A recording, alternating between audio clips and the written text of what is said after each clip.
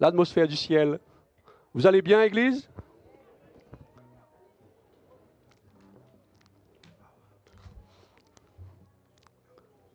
Le temps que les enfants vont entrer dans les classes. Merci Anne-Marie. Merci beaucoup.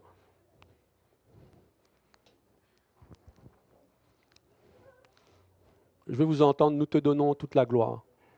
Vous connaissez ce chant maintenant? Nous te... Toute la gloire. Nous t'adorons, Seigneur. Tu es digne de louange. Frères et sœurs, on disait ce matin, on était en train de prier avec l'équipe de louange à côté, les frères et sœurs. Et un jour dans ses parvis, mes frères et sœurs, un jour dans ses parvis vaut mieux que 1000 ailleurs. Et dans sa présence, c'est une grâce, mes frères et sœurs. Tu peux toucher ton voisin, tu sais que c'est une grâce d'être dans la présence de Dieu. Mets ta main sur son épaule. Si la semaine a été dure, on est mal réveillé ce matin, tu sais que c'est une grâce d'être dans la présence de Dieu ce matin. C'est un privilège. Amen. Ce matin, je ne suis pas le porteur du message ce matin. C'est mon épouse qui est le canal, qui a été choisi ce matin, qui a été inspirée pour le message. C'est elle qui va venir. Je l'invite à venir d'ailleurs. Mais en tout cas, mes frères et sœurs, c'est un privilège qu'on est là, parce qu'il y a des églises qui ne peuvent pas partager la parole. On ne peut pas s'asseoir tranquillement à écouter ce que Dieu a à nous dire. Mais n'oubliez pas, vous êtes la bonne terre ce matin? Ouais. Vous êtes une petite minorité. Vous êtes la bonne terre ce matin? C'est une question. Vous avez la crainte de Dieu? Amen. Mais si vous êtes la bonne terre, moi je crois que ce matin, Dieu veut parler à son Église, veut parler à chacun de vous. Je vais le faire, je vais régler. Mais en tout cas, soyez bénis par ce que Dieu va vous dire à travers mon épouse, à travers le pasteur Josie, qui est canal choisi ce matin. Amen. Soyez bénis, mes frères et sœurs. Amen. Amen. Oh. C'est parfait. Amen. On voulait souligner quand même, parce qu'on avait dit au début s'il y avait des nouveaux dans la salle ce matin. Donc, il y en a qui se sont levés, mais il y a une nouvelle ce matin, un soldat qui est arrivé. La maman de Arlène.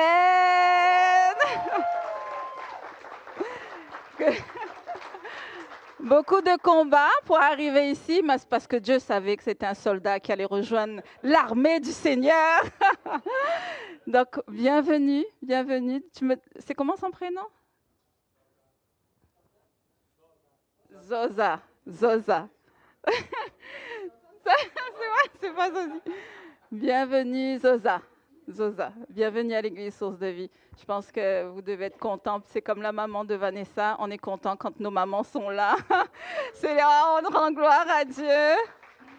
Donc, c'est vraiment un honneur d'avoir les mamans qui sont là, parce que ce sont des soldats qui sont là dans l'Église. Donc, vraiment, vraiment, on vous encourage de dire à vos mamans de venir soutenir, relever avec nous ensemble. Donc, gloire à Dieu. On remercie le Seigneur pour ça. Alléluia. On va vraiment aller dans ce message. C'est comme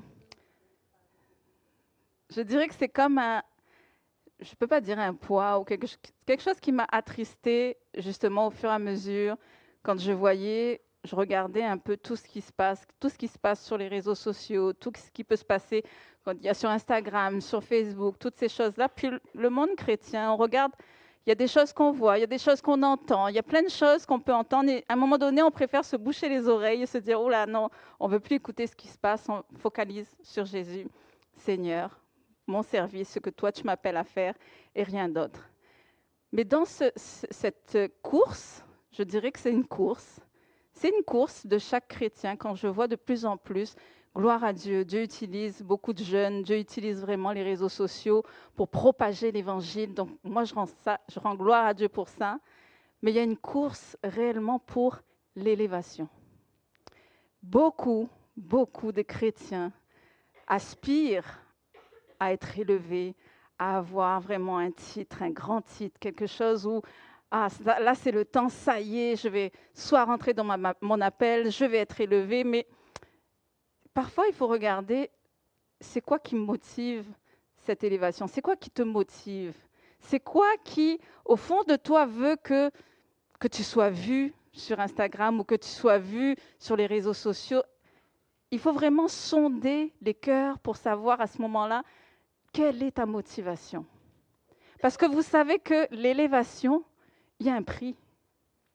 Il y a un prix à l'élévation, il y a une face cachée sur l'élévation. Quand vous voyez des hommes ou des femmes de Dieu, et vous en connaissez plusieurs là, qui ont été élevés, que le Seigneur a utilisés puissamment, qui ont des grands ministères, il y a une face cachée sur l'élévation.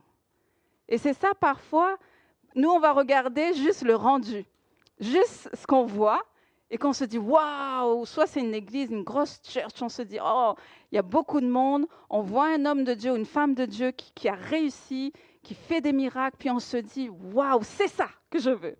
C'est ça que je veux. Mais il faut se sonder soi-même.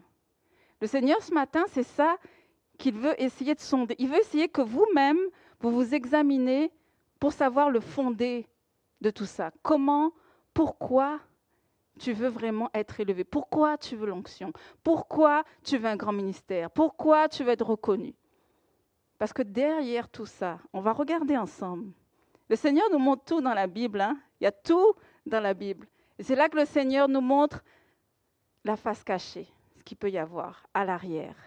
Mais avant toute chose, si tu veux emprunter ce chemin, si tu veux commencer à te dire, je veux vraiment ça, Seigneur, je veux ça, Seigneur. Déjà, Dieu va regarder ton cœur et puis il va regarder déjà si tu es appelé à le faire.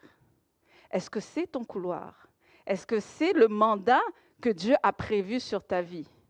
Parce que quand tu vas traverser tout ce qu'il va y avoir à traverser, il va falloir que la grâce de Dieu soit sur toi. Il va falloir que quand les tempêtes vont arriver, quand les épreuves vont arriver, que la grâce de Dieu soit sur toi pour que justement tu puisses traverser jusqu'à ce que Dieu t'élève.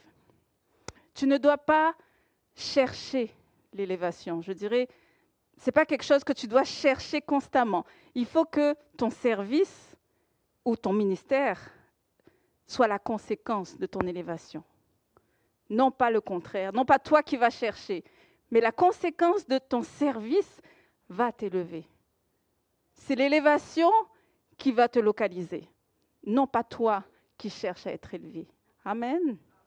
On va prier, on va remettre ce temps au Seigneur. Merci Seigneur que tu prennes toute la place ce matin. Merci Père parce que tu as déjà disposé les cœurs ce matin pour être la bonne terre, pour recevoir ta parole. Tu dis Seigneur que ta parole ne revient pas à toi sans avoir fait son effet, sans avoir accompli ses desseins. Seigneur, cette parole, Seigneur, est notre portion ce matin. Et nous savons, Seigneur, que ta parole ce matin va agir dans les cœurs. Merci Saint-Esprit de me diriger. Merci Saint-Esprit de diriger ma bouche, Saint-Esprit. Que je ne dise aucune chose qui vient de moi ou de ma logique. Seigneur, aucune parole qui vient de moi, Seigneur, mais toute parole que je vais relâcher soit inspirée de toi, Saint-Esprit. C'est en ton nom, Seigneur, que je prie. Amen. Amen. Alors oui, on va voir Joseph. C'est le livre que Dieu m'a donné. C'est vraiment, vous allez voir que Joseph, il y a tellement de choses qu'il a traversées où je me dis, à chaque fois que je lisais, que le Seigneur m'emmenait dans Joseph, dans l'histoire de Joseph, hop, il y avait une coche que je... Ah oui, il y a ça. Hop, il y a une autre coche, je dis, ah c'est vrai, il y a ça. Il y a une autre coche, et mais c'est impressionnant. C'est impressionnant. Si vous cherchez là, alors Seigneur, comment je peux être élevé? Comment, Seigneur, mon ministère va grandir? Comment, vous allez voir dans Joseph, comment ça se passe. Je ne dis pas que pour tout le monde, ça va être la même chose. Je ne généralise pas toutes choses. Mais comme je vous explique, comme je dis souvent, je donne uniquement ce que Dieu me donne. Ce matin, c'est Joseph. On va aller dans la parole de Dieu, puis on va aller ensemble. Comment Dieu a fait avec Joseph? Comment ça s'est passé avec Joseph? Et sûrement, vous allez avoir des pépites. Dieu va comme vous parler ce matin. Et il y a certaines choses que vous allez vous rendre compte. Parce que je sais que nous tous, en tant qu'enfants de Dieu, on aspire. On aspire à plus. On aspire à ce que Dieu se révèle. On aspire à ce que le Seigneur soit dans son Église. On aspire au réveil. On aspire que Dieu nous utilise. Oui, Seigneur, utilise-nous. Le Seigneur veut utiliser toutes les personnes ici. Dans cette Église, si vous êtes enfant de Dieu, vous avez donné votre vie à Jésus, vous êtes tous appelés. Vous êtes tous appelés. Il y a un plan précis pour chacun de vous. Mais il y a aussi un timing précis pour chacun de vous. N'allez pas plus vite que le timing de Dieu. Il est le maître des temps et des circonstances. Amen. Si on regarde Luc 14, 11, c'est juste ce verset-là que je voudrais vous donner avant toute chose. Jésus dit, car quiconque s'élèvera sera abaissé, et quiconque s'abaissera sera élevé. Amen. Dans Joseph, nous allons voir comment le Seigneur lui a donné un songe. Tu sais, Joseph était vraiment celui qui était le petit chouchou. Ben oui, il y a des petits chouchous. Hein? Son père l'aimait beaucoup plus que ses autres frères. Donc là, déjà, il y a un chouchou, ça ne plaît pas. Déjà, si toi-même, que ce soit dans ta famille, que ce soit dans ton église, que certains remarquent qu'il y a un chouchou qui est aimé beaucoup plus que d'autres, ça peut créer quelque chose. Ça peut commencer à nourrir quelque chose dans le cœur de certains chrétiens qui ne sont pas encore régénérés. Donc, ça peut créer ça. Ça, ce n'est pas quelque chose que vous pouvez empêcher parce que vous ne pouvez pas voir les profondeurs du cœur de chacun d'entre vous ici. Vous ne pouvez pas le voir. Donc ça, déjà, ça crée le fait qu'il ne soit pas aimé, déjà. Même lui-même, il n'a rien fait pour. Il n'a rien fait pour ne pas être aimé. C'est juste que son père le préférait lui. Donc on va regarder dans Genèse 37, 3 à 4. Genèse 37, 3 à 4. Vous êtes avec moi? Amen.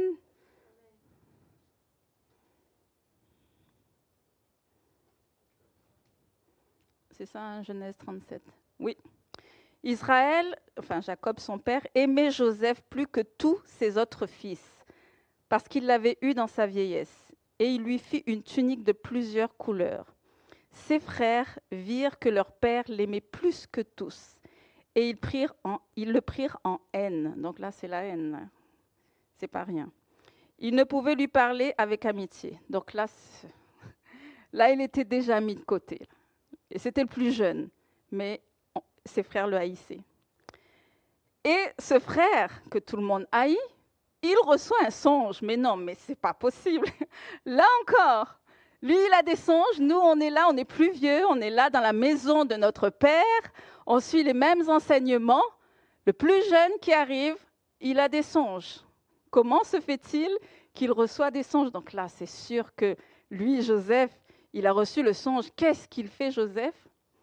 Il court aller annoncer à ses frères, à sa famille, le songe qu'il a fait. Ça, c'est aussi une erreur parfois. Pas tout le monde sera heureux d'entendre ce que tu as reçu de Dieu. Pas tout le monde. Il se pourrait que tu aies des personnes qui vont t'encourager, qui vont te dire « Waouh, mais c'est magnifique, c'est un songe, vraiment une vision que tu as reçue magnifique. » Mais il y en a d'autres. Toi, toi, ce jeune qui vient tout juste d'être né de nouveau, admettons, tu reçois des songes et tu viens nous les partager, mais lui, il arrive avec enthousiasme. Mais son songe, là encore, on va le lire ensemble, Genèse 37, 5 à 8. Encore une fois, Joseph est naïf, là, il est tout content, tout joyeux, tout enthousiasme. Joseph eut un songe et il le raconta à ses frères qui le haïrent encore davantage.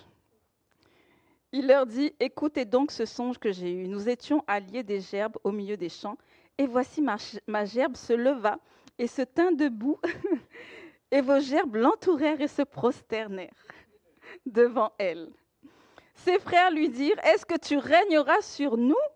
Est-ce que tu nous gouverneras et le haïr encore davantage à cause de ses songes et à cause de ses paroles? Là, ça passe pas, là. Hein? Haï, ça ne passe pas. Il eut ce songe, puis il eut un autre songe aussi qui confirmait le premier songe. Et là, c'était juste pas possible. Alors toi, tu es en train de me dire que nous allons nous prosterner devant toi, que c'est toi qui vas gouverner sur nous. Non, non, non, non. Là, la haine est montée encore plus. Encore plus. Il y a comme de la jalousie qui, je vous dirais qu'à ce moment-là, il y a comme le démon de jalousie qui arrive pour te combattre. Donc vous voyez bien que Joseph a comme reçu un appel de Dieu là. Joseph a reçu une vision. Ça arrive. Plusieurs d'entre nous, on reçoit une vision de ce que Dieu va nous appeler à faire.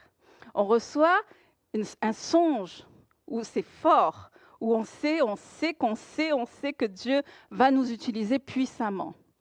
Certains peut-être n'auront pas le courage d'en parler parce que ça reste quelque chose qui est personnel. Donc ils vont garder ça pour eux jusqu'à ce qu'ils vont se dire « Bon Seigneur, si tu veux le faire, fais-le ». Mais il y en a qui vont comme le recevoir et ça va bouillonner là. Puis ils vont vouloir en parler, ils vont vouloir se dire « Voilà ce que j'ai reçu, voilà ce qui va se passer ». Mais là, il y a le démon de jalousie qui n'est pas loin. Le démon de jalousie, il veut te tuer là. C'est fort. Il veut réellement voler, égorger, détruire. C'est ce qu'il veut faire. Donc ses frères, qu'est-ce qu'ils ont pensé faire? Au début, c'était de le tuer. Alors imaginez-vous des frères qui se disent ils l'ont dit là ouvertement, qu'il allait le tuer. Parce que là, il y a comme une haine qui est montée, un agacement en se disant, mais moi je me pose la question, si son songe, ses frères n'y croyaient pas, pourquoi le tuer?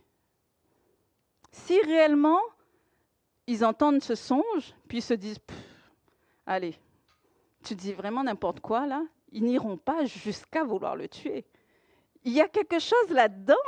Si les attaques sont aussi nombreuses pour te tuer, c'est que là, il doit y avoir quelque chose là. Tu dois porter quelque chose de puissant. Tu dois certainement avoir quelque chose de puissant en toi pour que justement, on veuille te tuer carrément là. Mais vous allez voir que la grâce de Dieu est sur Joseph. Amen. La grâce de Dieu l'accompagne et sur lui.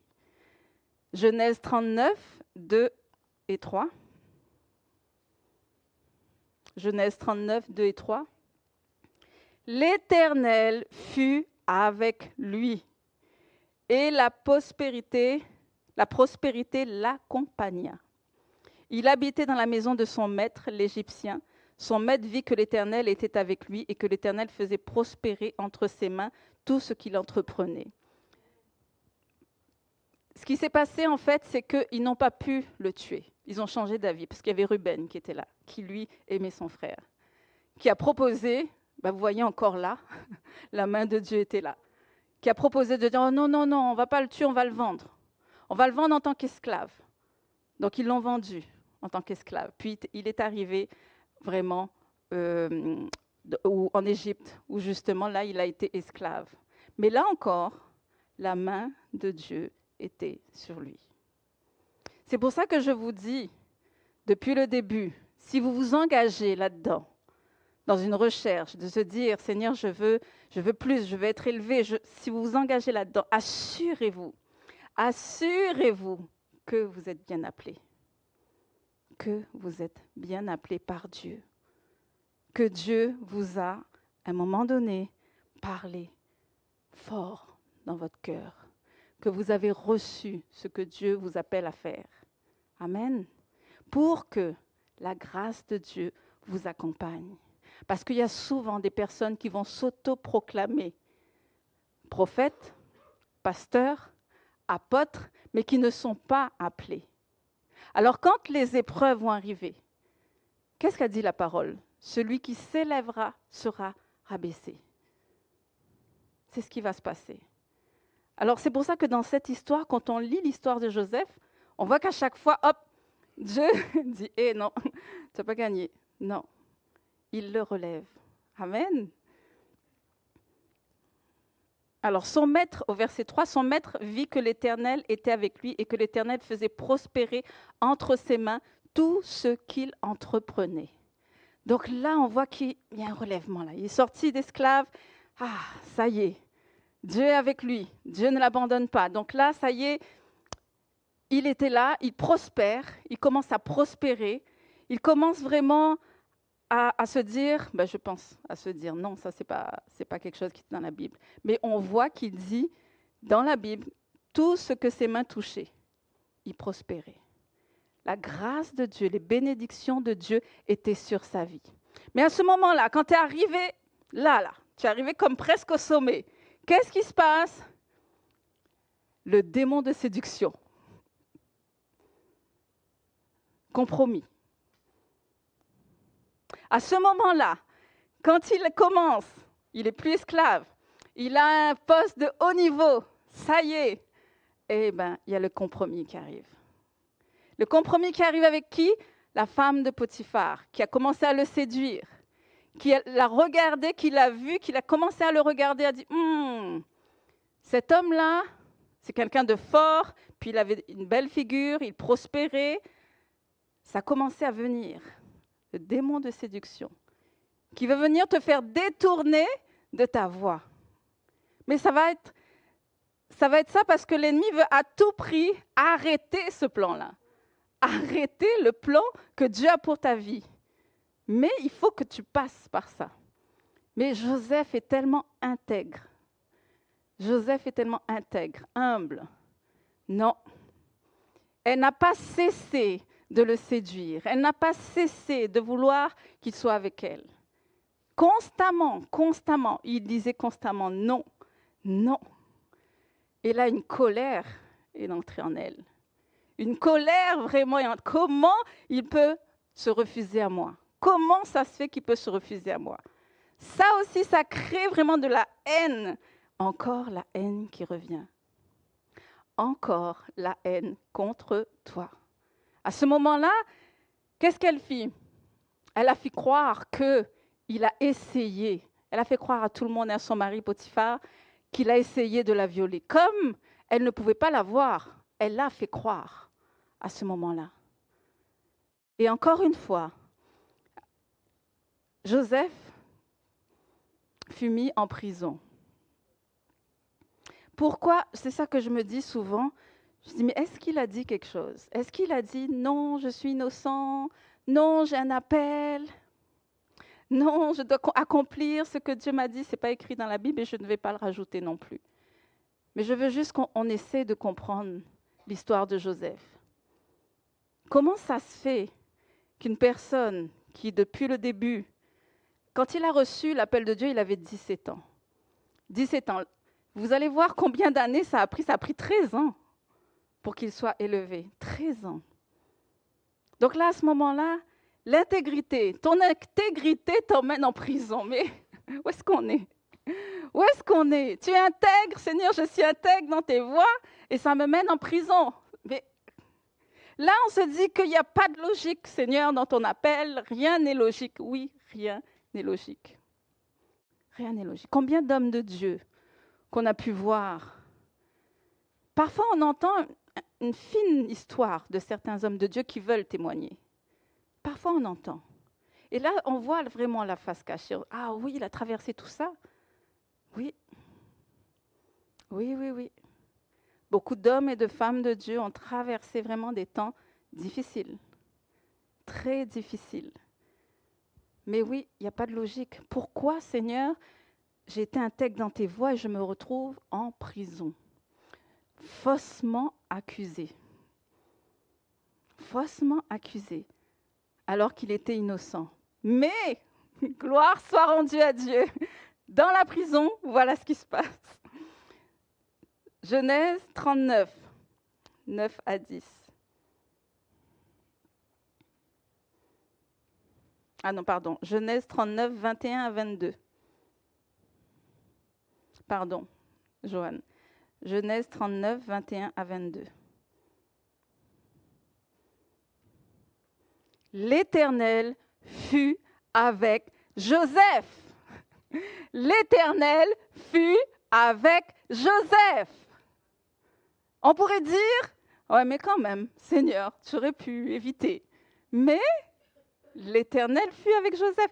Il étendit sur lui sa bonté. Alors c'est ça parfois. Je viens là-dessus. Seigneur, tu étends ta bonté dans la prison? Je suis en prison là.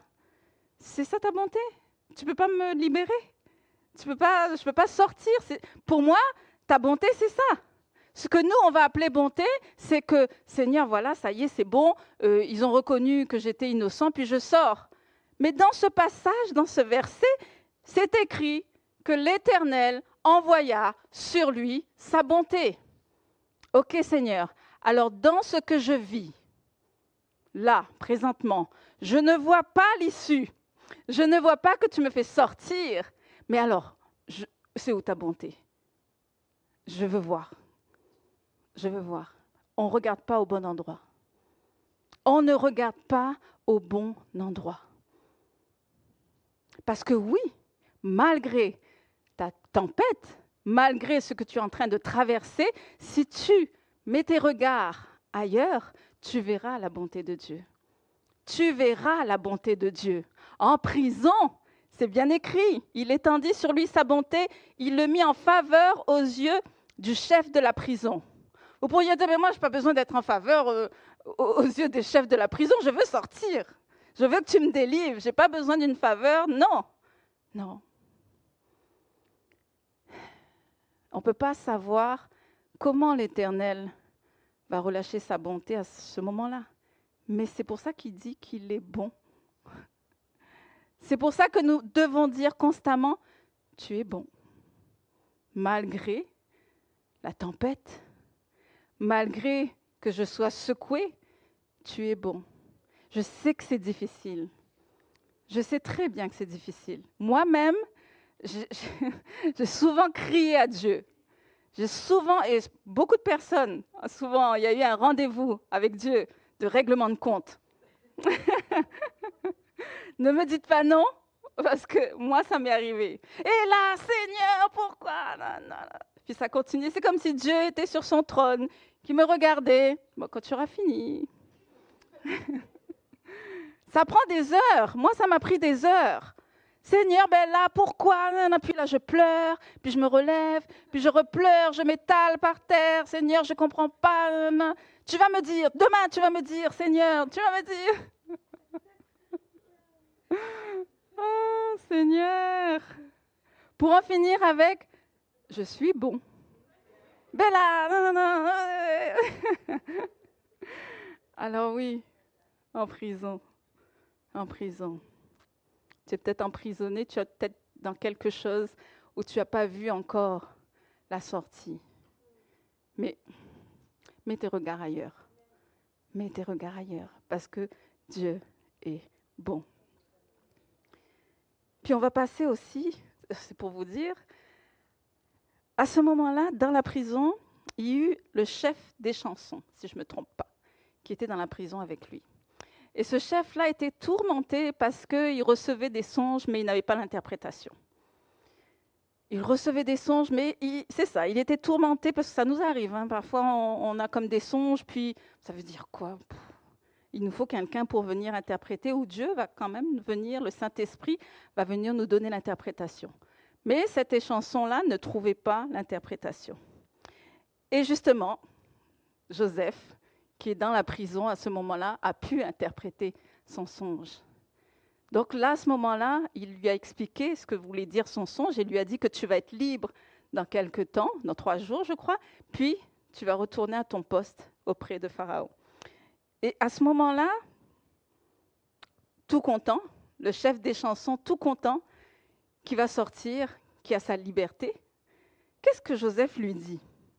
Dans Genèse 40, 14, écoutez-moi, vous êtes avec moi là, dans l'histoire de Joseph. Dans Genèse 40, 14, qu'est-ce que Joseph lui dit? Ah, Mais souviens-toi de moi quand tu seras heureux.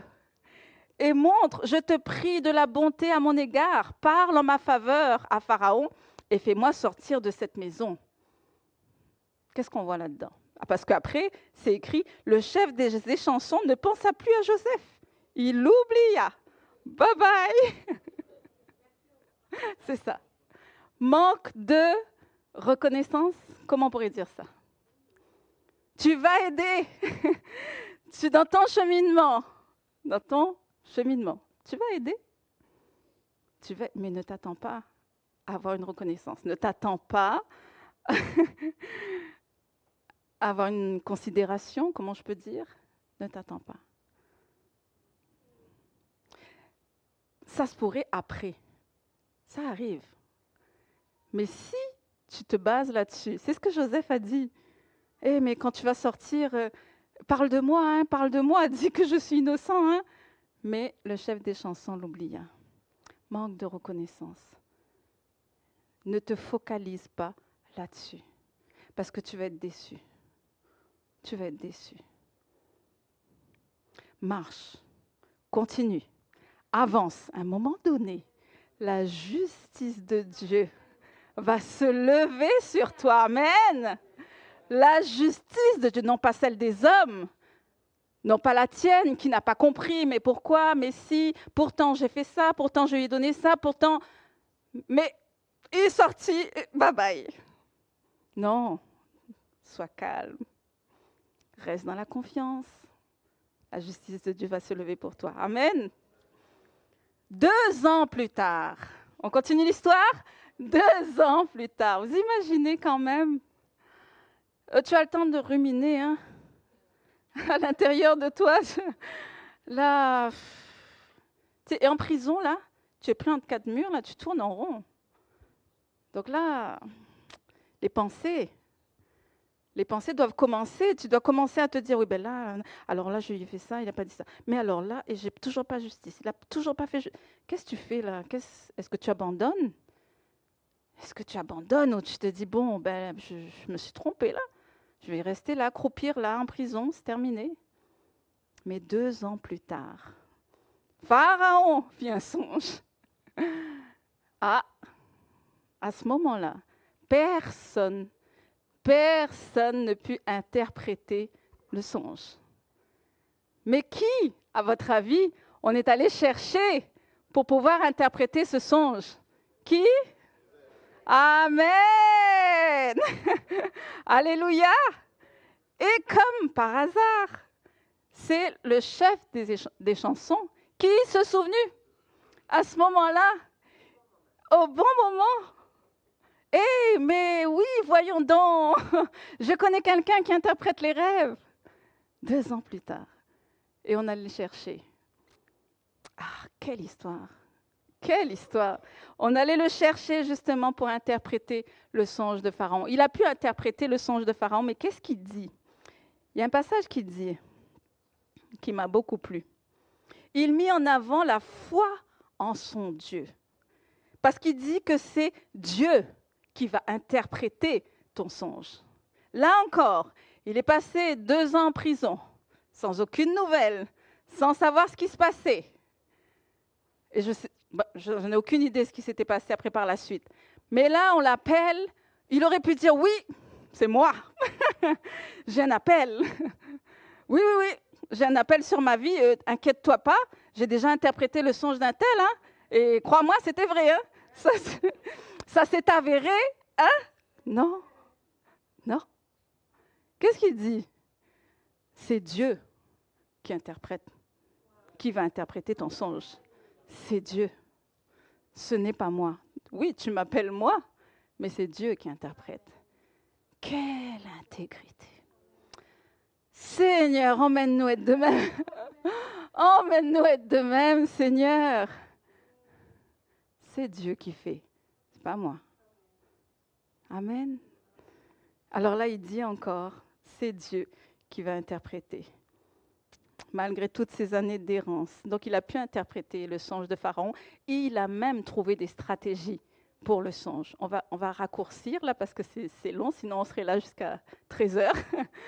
Mais c'est ça qu'il faut voir, que tout ce que Joseph est passé, dans tout ce qu'il a pu passer. Vous voyez bien que il a dû vraiment rester intègre dans toutes ses voies. Il a dû mettre Dieu au-devant de toute chose.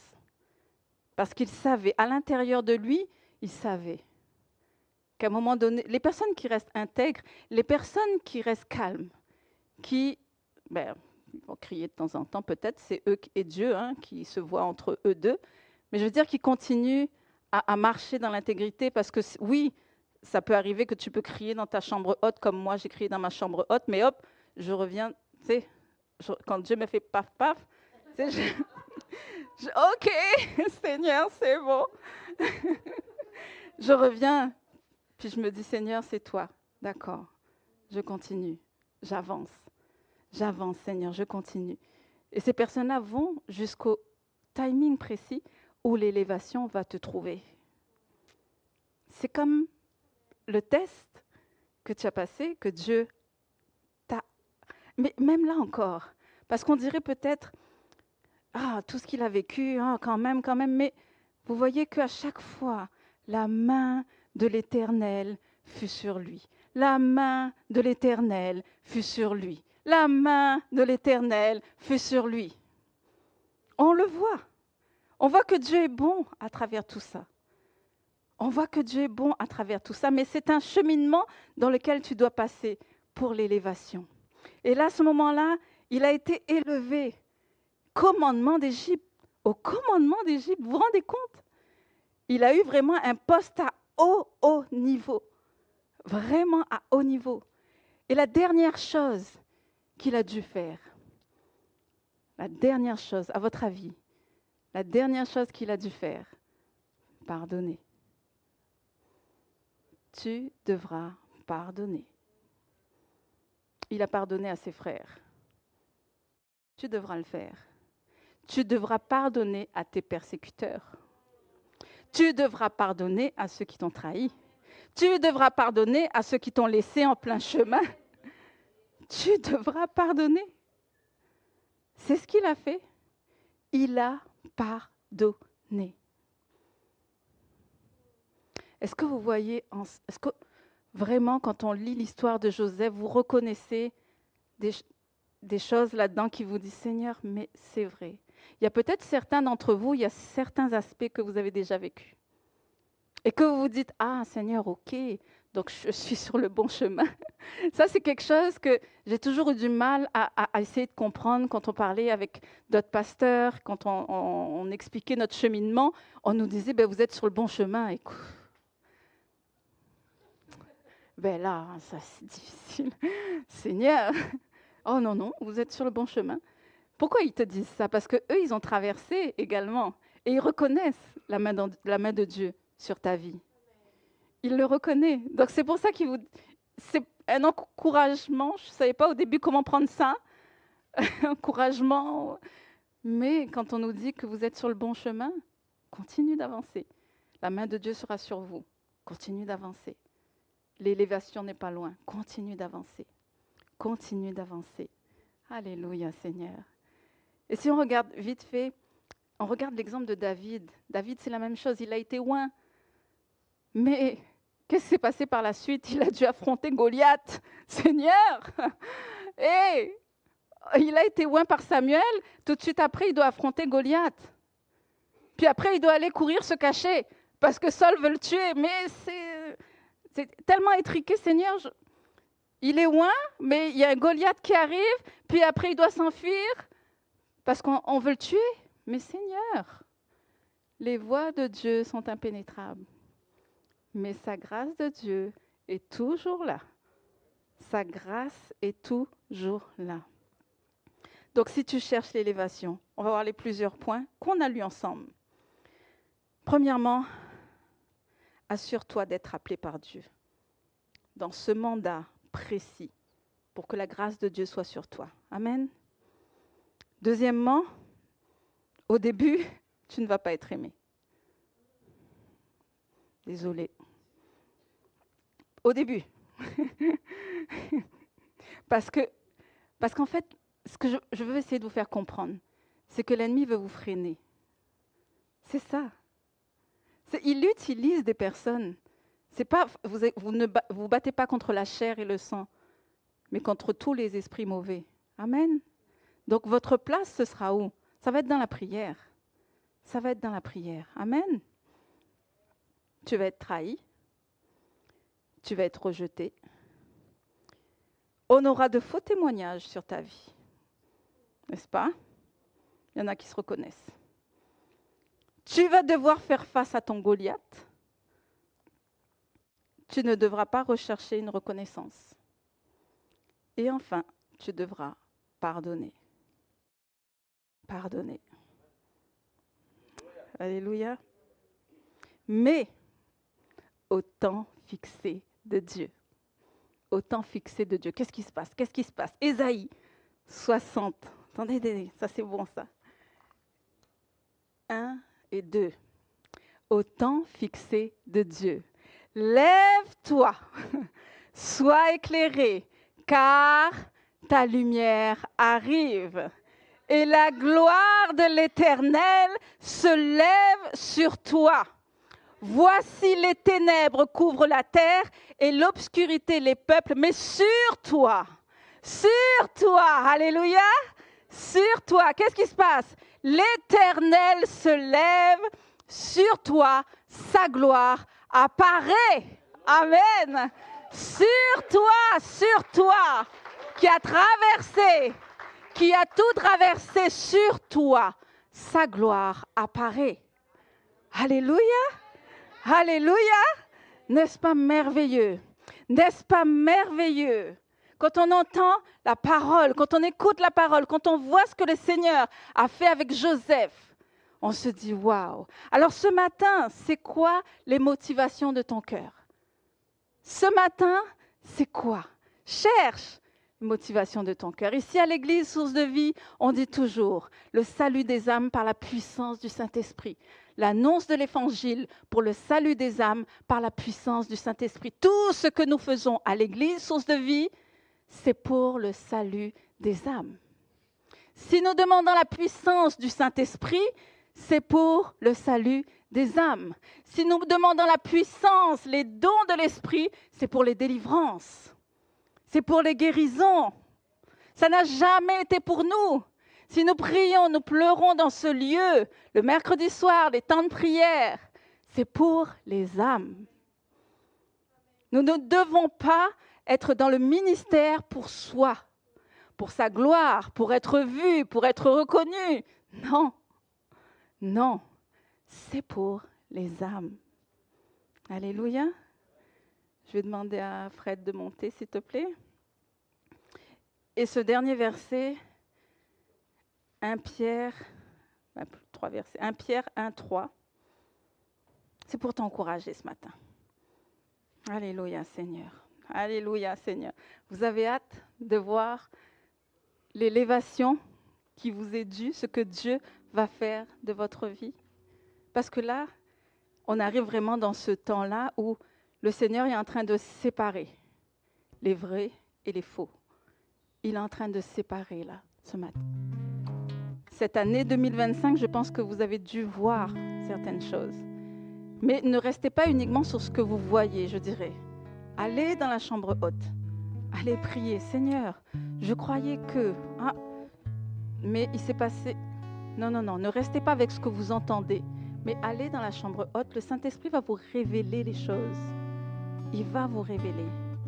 Et là, ce que le Seigneur est en train de faire, il est en train de dire, c'est assez. Là, c'est assez. La séparation commence à se faire. Et ça a déjà commencé à se faire. Et il est en train d'élever. Et c'est déjà commencé. Il est en train d'élever justement ces ouvriers qui ont traversé toutes ces choses. L'élévation a déjà commencé pour ce grand réveil. On le dira sans arrêt. Ce grand réveil arrive.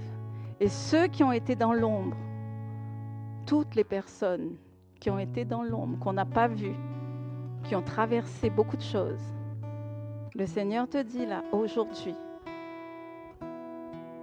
la lumière arrive. Ta lumière arrive. La gloire de l'Éternel sur ta vie pour glorifier le nom de Jésus. Dieu veut t'utiliser, toi, pour glorifier son nom, uniquement son nom. Tu as été un canal choisi dès le début. Dès le début. Même si tu te dis, « Oh non Seigneur, oh non Seigneur », beaucoup de personnes disent ça. J'entends beaucoup de personnes dire ça. Mais tu as été choisi. Donc 1 Pierre 1,3. Béni soit Dieu, le Père de notre Seigneur Jésus-Christ, qui selon sa grande miséricorde nous a régénérés pour une espérance vivante par la résurrection de Jésus-Christ d'entre les morts. Au verset 4, pour un héritage qui ne peut ni corrompre, ni souiller, ni flétrir, lequel vous est réservé dans les cieux.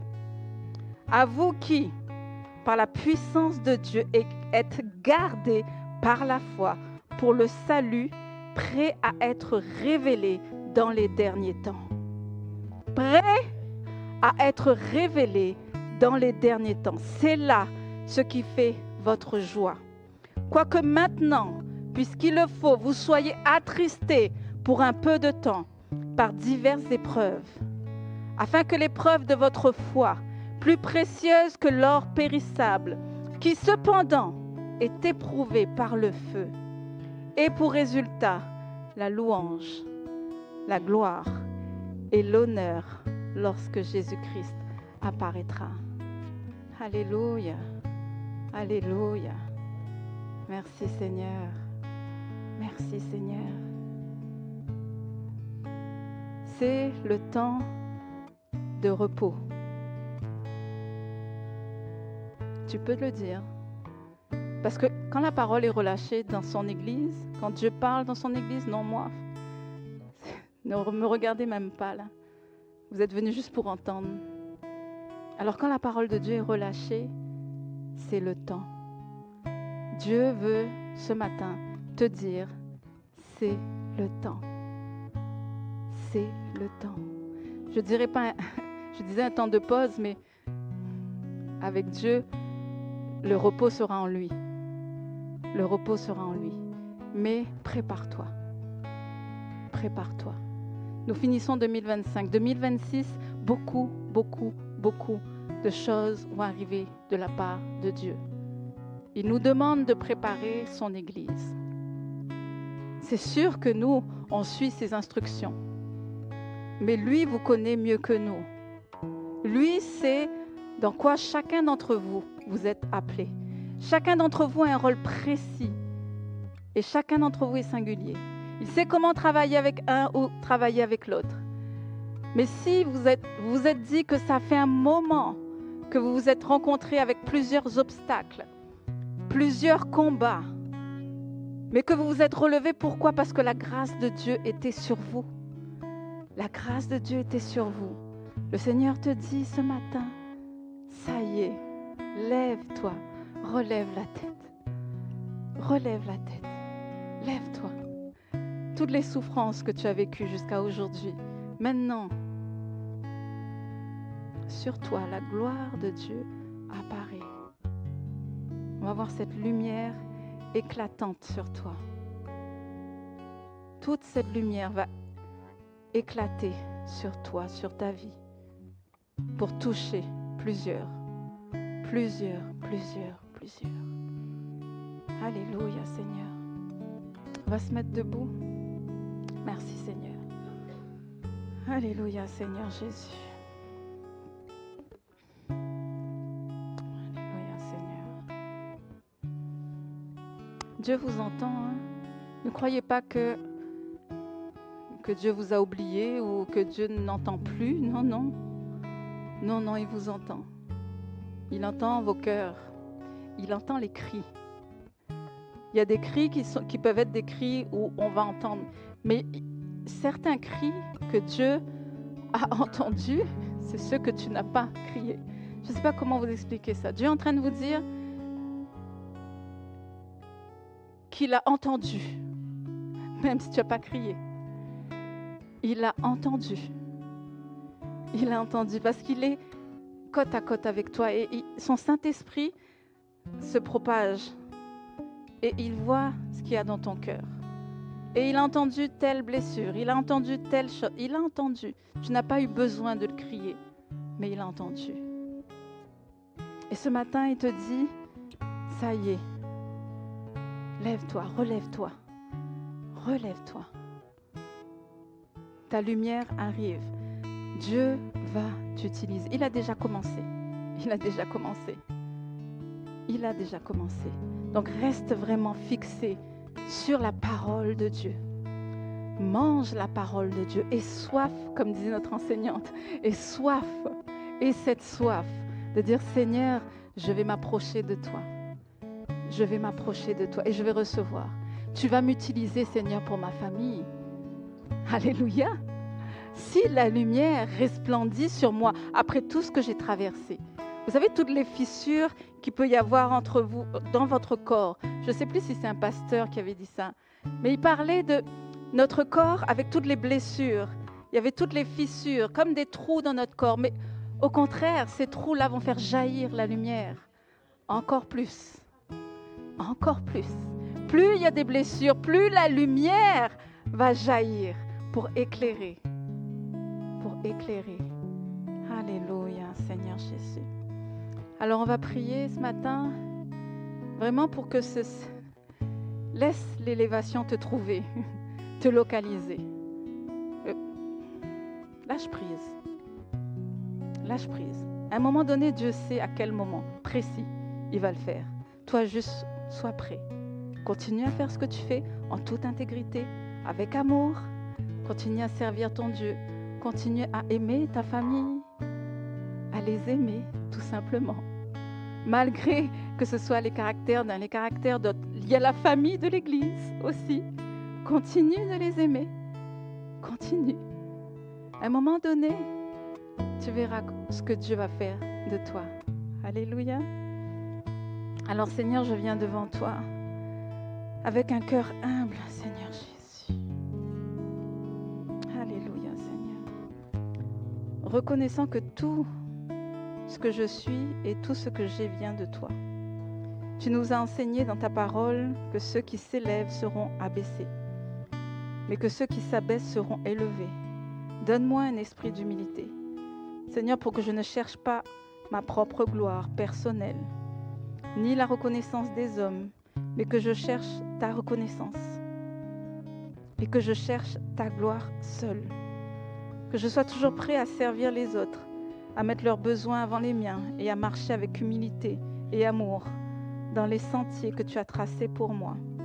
Enseigne-moi à ne jamais me laisser emporter par l'orgueil, Seigneur, mais à toujours chercher à grandir dans l'humilité et à l'obéissance, Seigneur, à ta volonté, Seigneur Jésus. Seigneur, que ma vie soit un témoignage de ta grandeur et non de la mienne. Élève-moi selon ton temps précis, selon ta sagesse et non selon mes désirs. Que mon cœur soit toujours tourné vers toi, prêt à te suivre et à suivre ton exemple d'humilité, Seigneur. Aide-moi, Seigneur Jésus. Accompagne-moi, Seigneur Jésus. Et si tu vois, Seigneur, que je ne suis pas dans la bonne voie, Seigneur, parle-moi pour que je puisse me détourner de mes mauvaises voies, Seigneur, et que je puisse être aligné avec tes voies, car tes voies sont toujours meilleures. Tes voies sont toujours meilleures. Je suis prêt, Seigneur, à accomplir ta volonté. Je suis prêt, Seigneur, à faire briller ta face sur moi. Utilise chacun d'entre nous, Seigneur, dans cette église. Utilise-nous. Nous voici, Seigneur, pour faire ta volonté. Car à toi seul soit l'honneur, la puissance et la gloire pour des siècles des siècles. Amen. Amen. Alléluia, Seigneur. Gloire à toi, Seigneur Jésus. Alléluia, Seigneur Jésus.